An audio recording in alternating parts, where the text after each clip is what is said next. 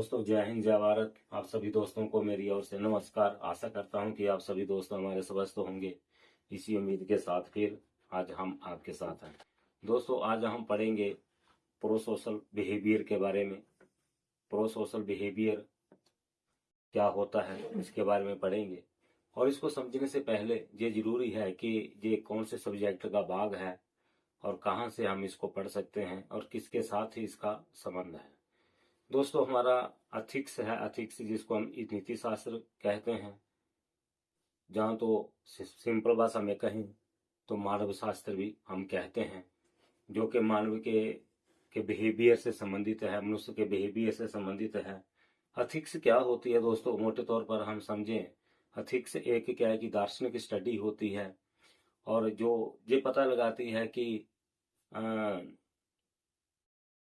सही क्या है, गलत क्या है, और अच्छा व्यवहार और बुरा व्यवहार क्या होता है, what is wrong, what is right.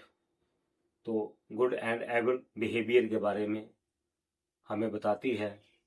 और जो भी हम इसके में एथिक्स में हम जो भी पढ़ें, तो हमारा क्या है कि स्टेप क्या है कि एक समाज की तरफ होना चाहिए।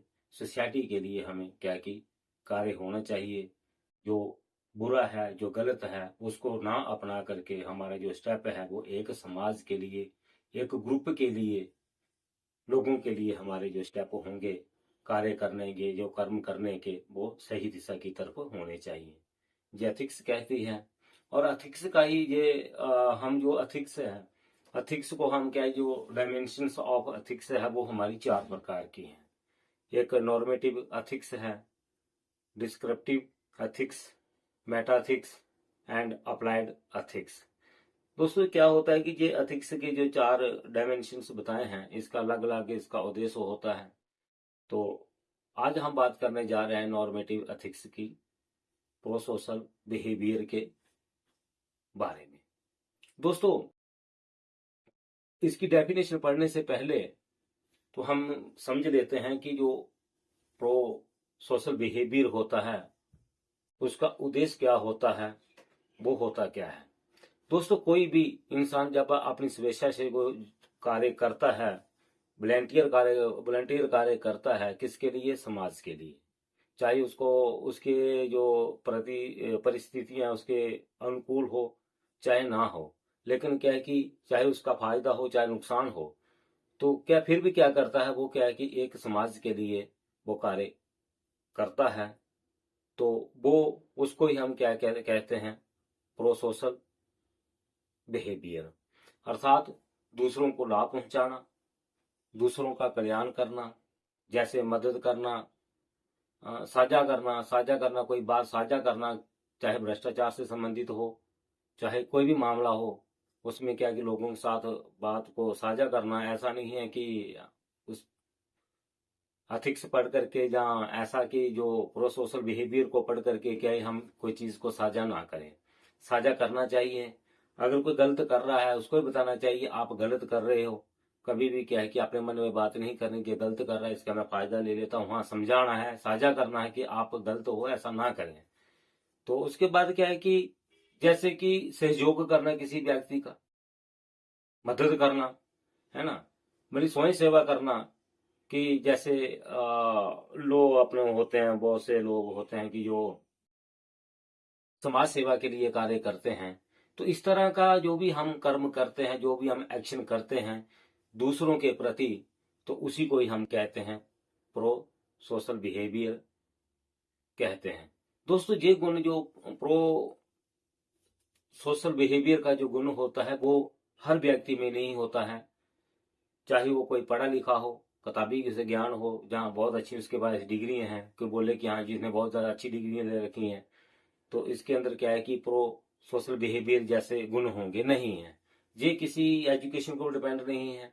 अगर प्रो सोशल बिहेवियर क्या है कि एक व्यक्ति जो स्कूल में भी नहीं गया है, पढ़ा लिखा नहीं है, तो कई बार क्या होता है, कई बार नहीं लगभग भी क्या है कि उन लोगों के अंदर भी ऐसा प्रो सोशल बिहेवियर जैसे गुण होते हैं। इसका जरूरी नहीं है कि बहुत बड़ा ही पढ़ा लिखा हो और बहुत ज्यादा ज्ञान है उसके पास, वो प्रो सोशल बिहेवियर का व्यक्ति होगा, ऐसा नहीं है। तो अभी हमें क्या है कि इसकी प्रो सोशल बिहेवियर की हम डेफिनेशन पढ़ते हैं कि ये क्या कहती है। बताता है कि थ्रू आउट द वर्ल्ड, यानी कि पूरे दुनिया भर में डूइंग गुड टू अदर्स, दूसरों के लिए अच्छा करना, and being helpful is described has a virtuous, अर्थात के लोगों दूसरों के लिए हेल्प करना। All religions teach us that we should help those who are in need, कि जो हमारे जितने भी रिलीजन्स हैं, हमारे जितने भी धर्म हैं, वो यही बताते हैं कि हमें दूसरों की हेल्प करनी चाहिए जिनको हमारी जरूरत है। This behaviour is called helpful behaviour और pro social behaviour. Pro social behaviour के अलावा भी हम अगर इसको कहें तो हेल्पिंग बिहेवियर भी कहा जा सकता है। लेकिन क्या है कि प्रो सोशल बिहेवियर जो एथिक्स में ये बताया हुआ है, तो ये गुण सब में नहीं होते हैं, तो कुछ व्यक्तियों के अंदर ये गुण होते हैं। तो दोस्तों, चाहे आपने देखा होगा, अभी हम एक उदाहरण ले लेते हैं।